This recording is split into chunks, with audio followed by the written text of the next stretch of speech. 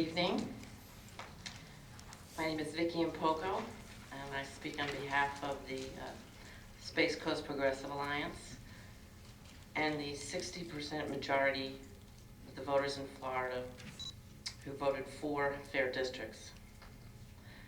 The 2 million citizen driven petition ballot initiatives, Amendments 5 and 6, Fair Districts exceeded the 60% majority and were passed by Florida voters.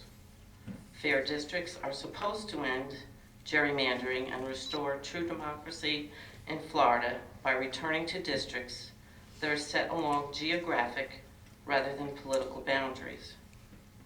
Voters are now supposed to be able to choose the representatives by ballot rather than representatives choosing their voters in the gerrymandering process. We are concerned State House Speaker Dean Cannon named State Representative Will Weatherford to head up the committee overseeing the redistricting process, and that you, Senate President Haridopolos, have named State Senator Don Getz to oversee the redrawing of Florida's district lines in the Senate. Both Weatherford and Getz were vocal opponents of Amendments 5 and 6 and supporters of the Republican bankrolled PAC Protect Your Vote, NICS 5 and 6. That means that the two legislators most responsible for making sure that the legislature follows the redistricting rules laid out in Amendments 5 and 6 were both members of a group explicitly created to defeat those rules. The Space Coast Progressive Alliance is concerned you are working to circumvent the will of the voters with the appointments of these two legislators who so clearly oppose their assigned task of implementing Amendments 5 and 6. Additionally, it has been reported two groups, the Florida Leadership Alliance and the Citizens for Housing and Urban Growth, are paying the lawyers, court costs, and funding the lawsuits challenging the amendments because they will negatively impact minority voters, despite the fact that the amendments were endorsed by the Florida Conference of Black State Legislators and the NAACP.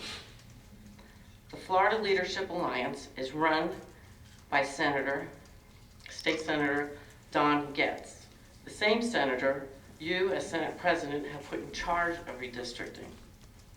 Citizens for Housing and Urban Growth is controlled by a cluster of legislators, including Senator Mike Bennett of Bradenton and State Representative Ron Reagan of Sarasota.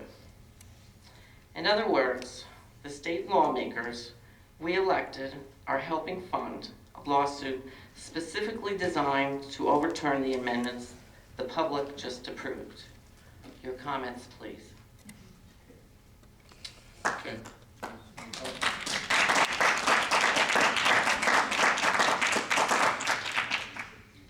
I have a question. You're talking about these gerrymandered districts. Do you know how many state Senate seats that Barack Obama won in 2008 when he won the presidency? Do you have any idea?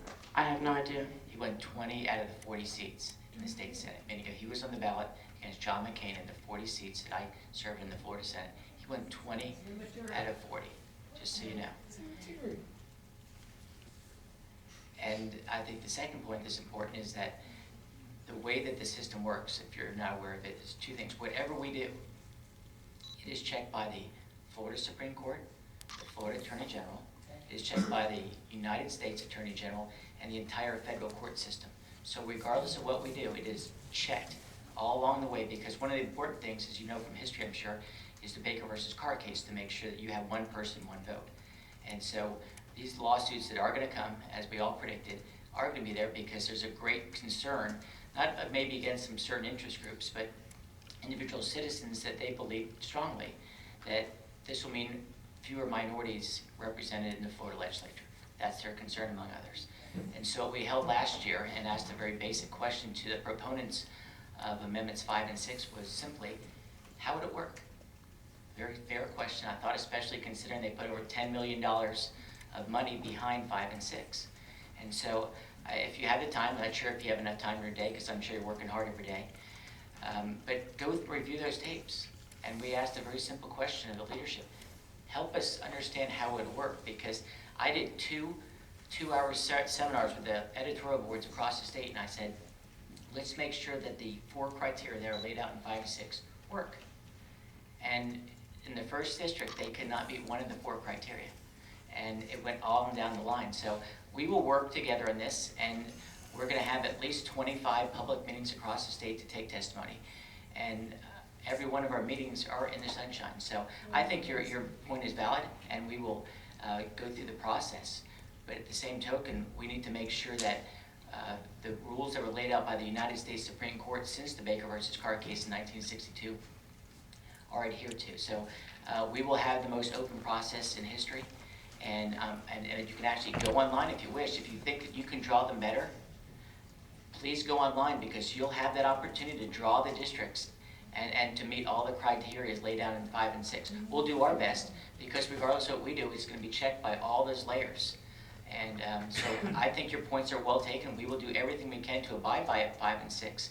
But if you look at the actual criteria in 5 and 6, that talk about incumbency, parties, geographic shape, those are all sound very good. But at the end of the day, I also have to create a product that actually works. So we welcome your input, and anyone who is cheering for you, I respect immensely. We would love to see your version of the districts, and we'll try to meet those criteria. But I could just tell you that from what we have studied, we had, I think, 14 committee meetings in the Senate. I'm sure very similar numbers in the House would be welcome to your input. And again, if you want to draw the lines, you think you can do better, submit the plans, and we will take a thorough look at it. When we looked at the plans that the League of Women Voters and Common Cause did in the year 2002, I would invite you to look at those shapes. If you think our shapes are somewhat creative, you'd be very surprised to see what those shapes happen to look like. And that's all on public record. And if you have difficulty finding those, you can ask John Guthrie, who's our staff director, and he'll walk you through that, because I take votings very seriously, and I'm sure you would as well, given your passion for it. My only recommendation would be to go through the literature that we had, and if you have the time to review the videos, because at the end of the day, because this is such an important process, Florida picks up 2 congressional seats this year, which may have 2 more electoral college votes as well, that we get it right. And if you want to participate and actually draw the lines, we would welcome taking a look. We would welcome to have a look at your version's line. Anyone else who wants to participate. That's the great thing about Florida being a Sunshine State. So if that helps, I hope it does. We'd love to see your input as we go through the process. Well, thank you. We will be watching. That's great. Thank you. Appreciate it. Thanks.